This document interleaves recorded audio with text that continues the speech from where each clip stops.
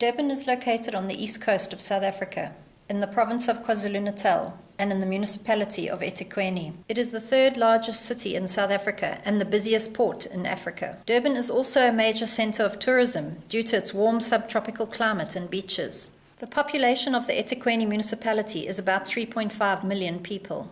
Approximately 1 million live in townships. Approximately 1.3 million live in shacks in slums and rural areas, 800,000 of which live in extreme poverty.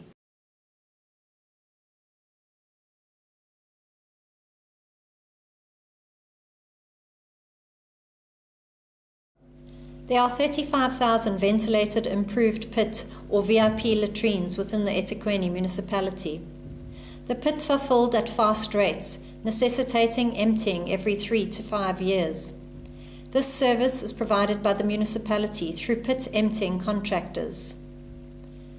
There are about 360 community ablution blocks or CABs in eThekwini municipality, installed in densely populated townships and informal settlements. Each facility services about 80 households and is commonly connected to the sewage system. Where this is not an option, for example in the rural areas, the fecal sludge can be collected in septic tanks or ventilated improved pits. There are approximately 80,000 urine diversion and dehydration toilets, or UDDTs, in eThekwini. Households are responsible for emptying the sludge from the standing vaults at intervals of 6 to 12 months. The intention is that they bury the dried and aged deposits in their gardens. Nutrient recovery from urine is optional for the users.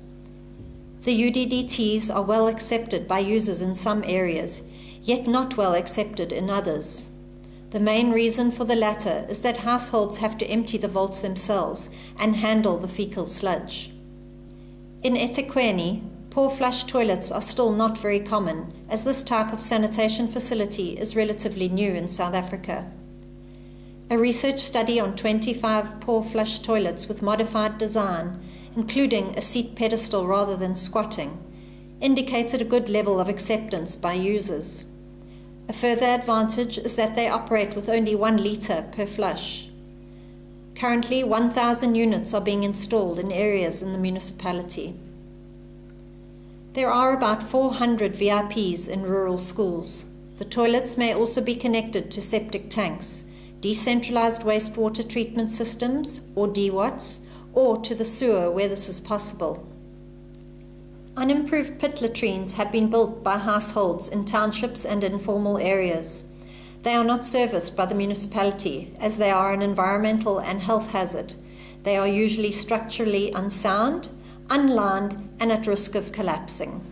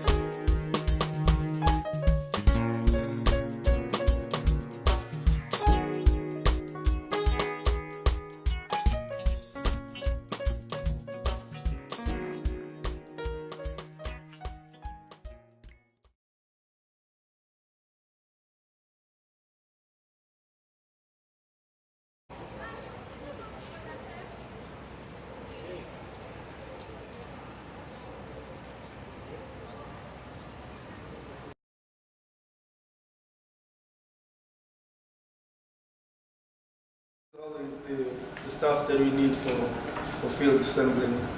So we have buckets for containers where we're going to put the sample, then we have gloves, and then we have 70% ethanol, then we have paper towel, and that's we have overalls. And then in the bucket there's some additional plastics for covering all the containers. And these are dust masks.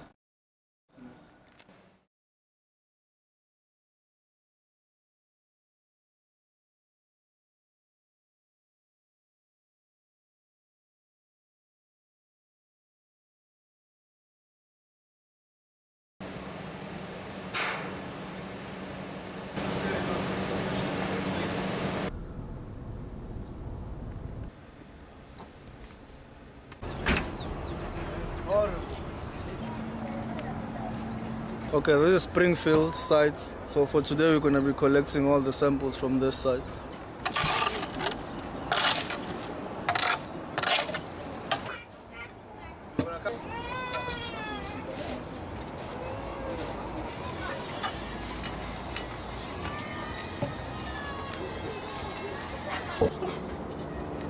Okay, so we've selected different samples from the pit according to the diagram here.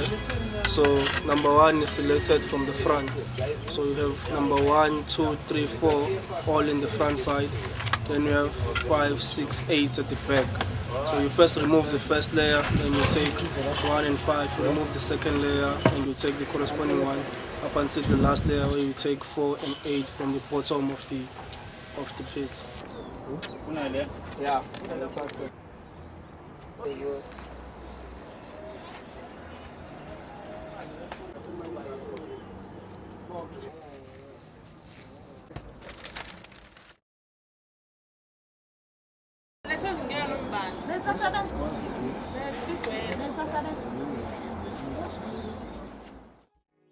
Commonly, users dispose of solid waste products in VIP pits, which results in faster filling rates and blockages or breakages of pit emptying machines.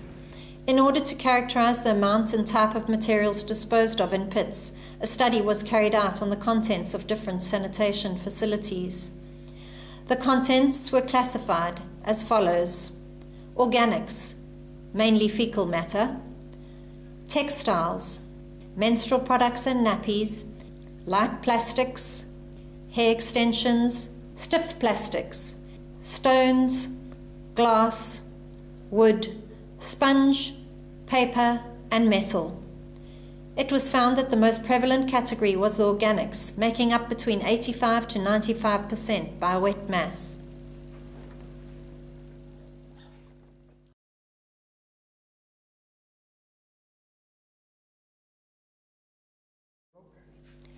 Sampling of a UDDT is performed for research purposes. Before sampling, the plate at the back of the toilet is opened. The design comprises a double storage compartment or vault system. The feces are collected in an active vault during use. When this vault is full, the pedestal of the toilet is moved to the other vault, which is then the active one. The previous vault will now be inactive or standing, and the sludge inside will slowly stabilize by decomposition and drying. Fresh sludge is sampled from the active vaults of the toilet. Dry sludge is sampled from the standing vault. Where applicable, samples are selected in different layers of the sludge, or at least at the top and the bottom of the vault. The fecal material is put in a plastic bag and placed inside a bucket. Note the importance of the personal protective equipment for safe sampling.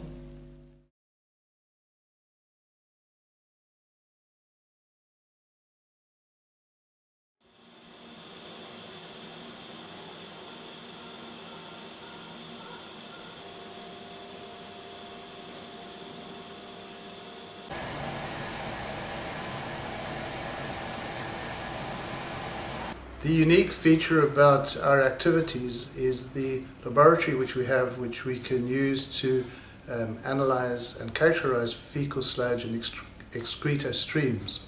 This laboratory has built up over many years and many people were involved in building it up.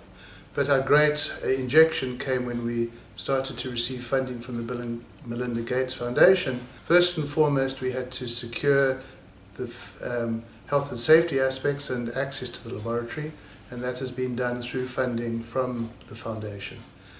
We've also become a lot more professional in that we have technicians that are able to help other people undertake their work, and we're developing standard operating procedures which we share with other people who undertake fecal sludge research around the world.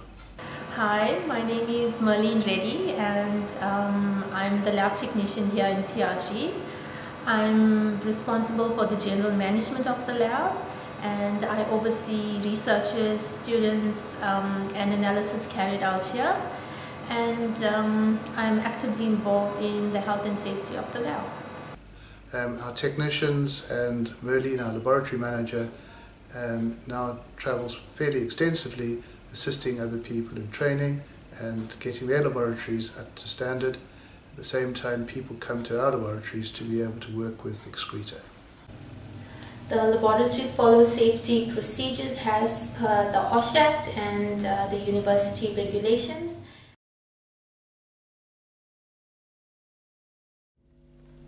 The laboratory complies with all the emergency requirements and regulations for a safe work environment and risk prevention.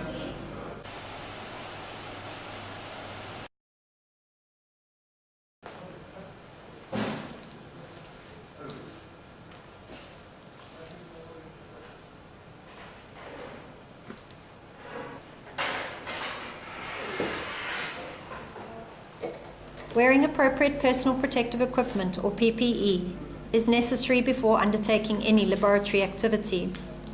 The compulsory PPE when working with fecal sludge is safety glasses or face mask, a dust or fume mask, lab coat, nitrile gloves. When necessary, these should be resistant to sharp objects, and closed safety boots or shoes.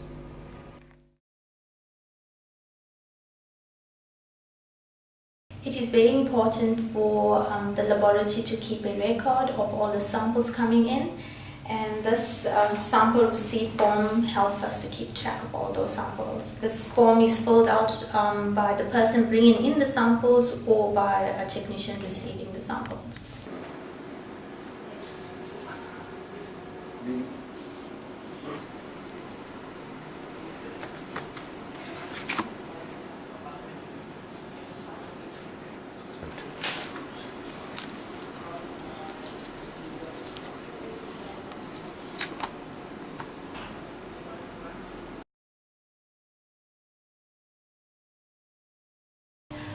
Pollution Research Group has a number of standard operating procedures which helps us to maintain good quality of work in the lab.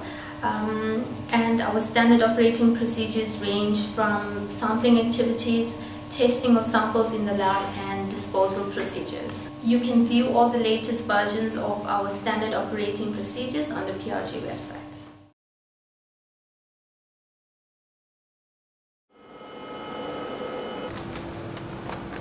After being delivered from the field, the samples must be properly labelled and recorded. Then they are placed in a cold room at 4 degrees Celsius in order to limit chemical and biological transformation of the samples.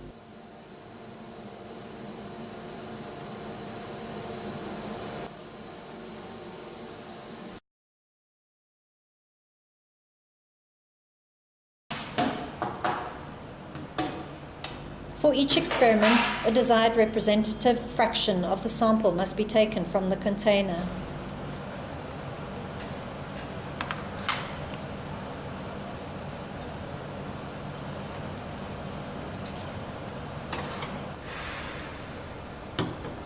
Prior to some of the analyses, different operations such as mixing, blending, and dissolution must be performed in order to obtain a homogeneous or liquid sample.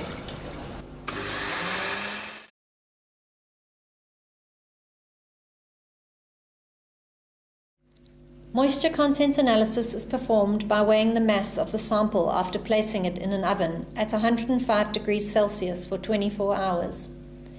The ash content is determined by weighing the mass of the sample before and after incineration in a muffle furnace at 550 degrees Celsius for 2 hours.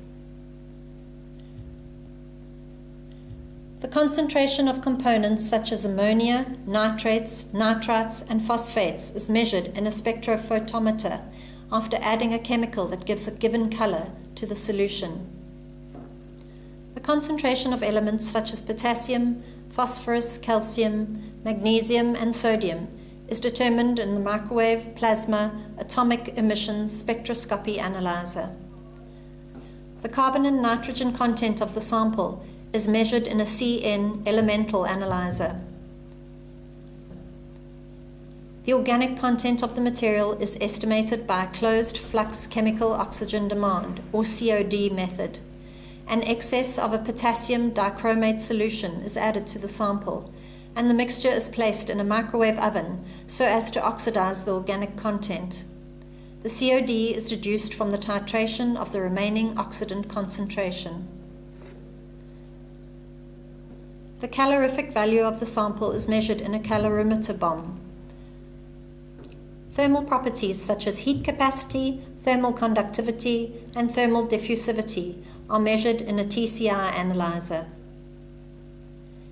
The gas chromatograph provides the composition of biogas from biodegradation processes. The particle size analyzer can provide the particle size distribution within a sample. The stiffness or the penetration resistance of a sample can be measured by a cone penetrometer. The rheological properties of the sludge are characterized by a rheometer. Counterplate tests are performed in order to determine the concentration of E. coli in a sample. The microscopic examination and enumeration of Ascaris eggs determines the concentration and viability of Ascaris eggs in the sample. This analysis is performed by a partner laboratory.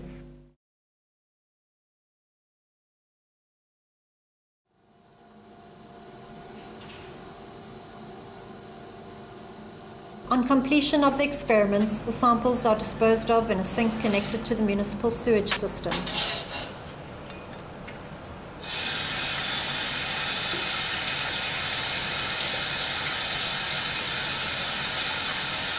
The used material and vessels are meticulously cleaned and disinfected.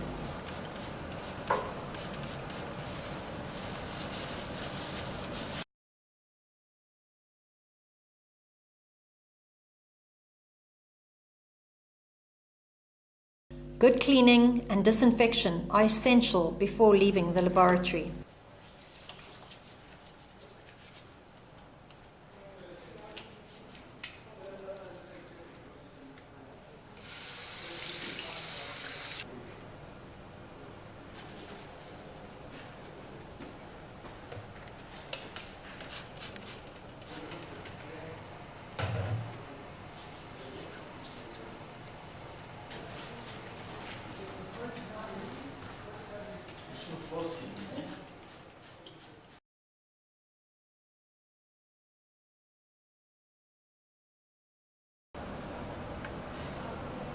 The results from the experiments are captured, analyzed, and stored in a database.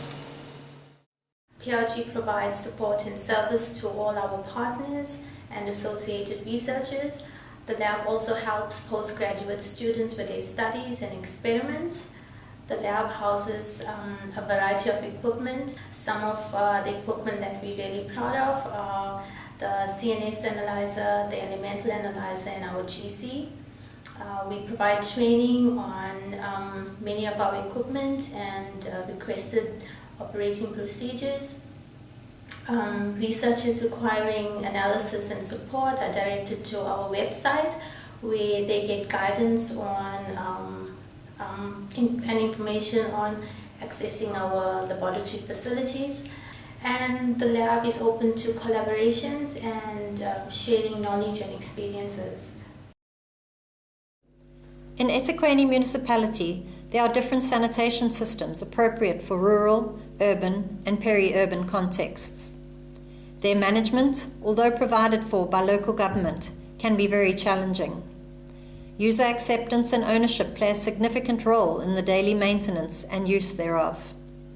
Further understanding of how to improve on-site sanitation systems and therefore improve this service can be obtained from knowledge of sludge characteristics and their variations. Consistent sampling is essential for comparability and validity of the results. During the laboratory analysis of fecal sludge, the importance of having risk assessment, health and safety, and standard operating procedures in place cannot be overemphasized.